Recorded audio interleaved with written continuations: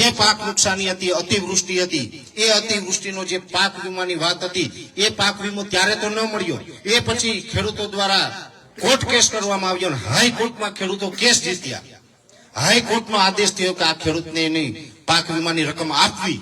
એના આદેશ પછી પણ આજે છેલ્લા 3 વર્ષથી રાતી પાય ખેડૂતના ખાતામાં નથી આવી.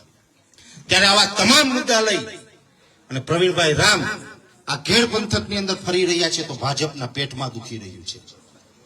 ભાજપની અંદર ક્યાંક ડર ફેલાયેલો છે કે પ્રવીણભાઈ રામ જે આ ગામડા ફરી રહ્યા છે ને, તો એ જે ગામોની મુલાકાત લઈ રહ્યા છે એને કારણે અમારા જે કાળા કરતૂતો છે એ ખુલ્લા પડી જશે, અમારા ભ્રષ્ટાચારો છે એ ખુલ્લા પડી જશે.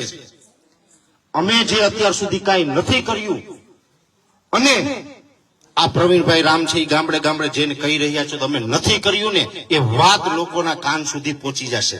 એટલા માટે સતત પ્રવીણભાઈ રામનો અવાજ પણ ક્યાંય દબાવવાનો પ્રયત્ન કરી રહ્યા છે.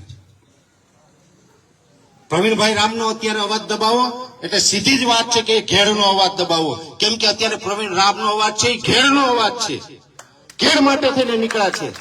અને ત્યારે વારંવાર ભાજપ દ્વારા અવાજ દબાવવાનો પ્રયત્ન કરી રહ્યા છે, ધમકીઓ આપી રહ્યા છે, હુમલો કરવાની કોશિશ કરી રહ્યા છે. ત્યારે હું આ ઓસા ગામના ચોકમાંથી કહું છું કે તમારી માએ હવાહેર ઊંટ ખાધી હોય તો એક વખત આના હાથ અડાડી લો. મૂળિયા નો ઉખેડી નાખીએ તો કેજો. અમે પણ ગુજરાતના ખેડૂત છીએ.